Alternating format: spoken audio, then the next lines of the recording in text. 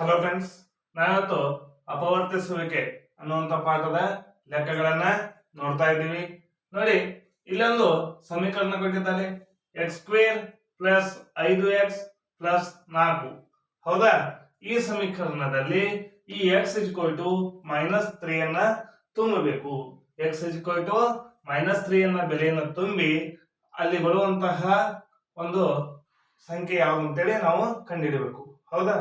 ಬನ್ನಿ ಮಾಡೋಣ. x ಅಂದ್ರೆ ಎಷ್ಟು? -3. ಇಲ್ಲಿ ನೋಡಿ, ಎಕ್ಸ್ ಸ್ಕ್ವೇರ್ ಇದೆ, x ಅಂದ್ರೆ -3. ಹೌದಾ? ಸ್ಕ್ವೇರ್ ಪ್ಲಸ್ 5x ಅಂದ್ರೆ 5 ಗುಣಾಕಾರ x. 5x ಅಂದ್ರೆ 5 ಗುಣಿಸು x. ಹಾಗಾದ್ರೆ 5 ಗುಣಿಸು x ಅಂದ್ರೆ ಎಷ್ಟು? -3 ಪ್ಲಸ್ 4. ಹೌದಾ?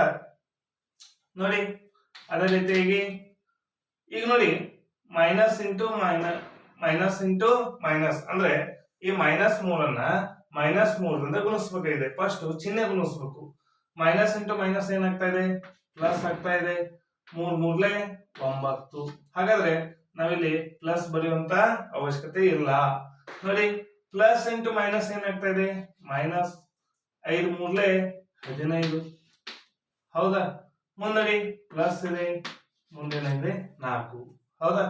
ಈಗ ನೋಡಿ, ಇದು -15, ಇದು +9, ಇದು +4. ಹಾಗಾದ್ರೆ ಈ ಪ್ಲಸ್ ಏನ್ ಮಾಡಿಬಿಡೋಣ? ಕೂಡಿಸಿಬಿಡೋಣ. 9ಕ್ಕೆ 4 ಕೂಡಿಸ್ರಿ ಎಷ್ಟು? 13 -15. ನೋಡಿ, 13ರಲ್ಲಿ 15 ಕಳೆಯಲು ಬರುವುದಿಲ್ಲ.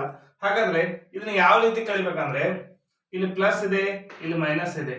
ಪ್ಲಸ್ ಮತ್ತು ಮೈನಸ್ ಇದ್ದಾಗ, ಈ ರೀತಿ ಇದ್ದಾಗ ದೊಡ್ಡ ಸಂಖ್ಯೆಯಲ್ಲಿ ಚಿಕ್ಕ ಸಂಖ್ಯೆನ ಕಳಿಬೇಕು. 15ರಲ್ಲಿ 13 ಕಳೆದ್ರೆ ಎಷ್ಟಾಗ್ತಾ ಇದೆ? 2.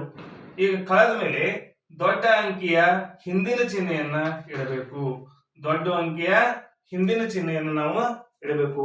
ಹಾಗಾಗಿ ಇಲ್ಲಿ x -3 ತುಂಬಿದಾಗ ನಮಗೆ ಎಷ್ಟು ಬಂತು? -2 ಬಂತು. ಇದೇ ರೀತಿಯಲ್ಲಿ ಇಲ್ಲೊಂದು ಸಮೀಕರಣ ಇದೆ, x ಸ್ಕ್ವೇರ್ -5x ಪ್ಲಸ್ 4. ಹಾಗಾದ್ರೆ ಇಲ್ಲಿ ಪ್ಲಸ್ ಇದ್ದದ್ದು ಇಲ್ಲಿ ಏನಾಗಿದೆ? ಮೈನಸ್ ಆಗಿದೆ. ನೋಡಿ, ಈ ಲೆಕ್ಕ ಇಲ್ಲಿಯೂ ಕೂಡ ಇದನ್ನ ನಾವು ಅಪ್ಲೈ ಮಾಡೋಣ. ಎಕ್ಸ್ ಸ್ಕ್ವೇರ್ ಅಂದ್ರೆ -3 ಹೋಲ್ ಸ್ಕ್ವೇರ್ ಮೈನಸ್ 5x ಅಂದ್ರೆ 5 ಗುಣಿಸು -3 ಪ್ಲಸ್ 4. ಇಲ್ಲೇನಿದೆ?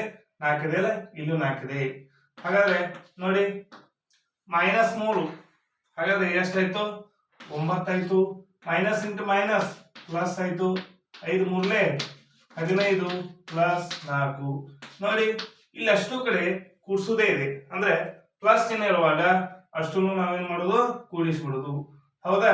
ನೋಡಿ, 15ಕ್ಕೆ 4 ಕೂಡಿಸಿದ್ರೆ 19, 19ಕ್ಕೆ 9 ಕೂಡಿಸಿದ್ರೆ 28. ಹಾಗಾದ್ರೆ ಇಲ್ಲಿ ಎಷ್ಟು ಉತ್ತರ ಬಂತು? 28 ಬಂತು. ಇಲ್ಲಿ ಎಷ್ಟು ಬಂತು? -2. ಈ ರೀತಿಯಾಗಿ x ಬೆಲೆಯನ್ನು ಹಾಕಿದಾಗ ನಾವು ಸಮೀಕರಣ ಎಷ್ಟಾಗುತ್ತೆ ಅನ್ನೋದನ್ನ ಕಂಡು ಹಿಡಿದಿದ್ದೇವೆ. ಈ ವಿಡಿಯೋ ನಿಮ್ಗೆ ಇಷ್ಟ ಆಗಿದ್ರೆ ಲೈಕ್ ಮಾಡಿ, ಶೇರ್ ಮಾಡಿ, ಸಬ್ಸ್ಕ್ರೈಬ್ ಮಾಡಿ. Thank you.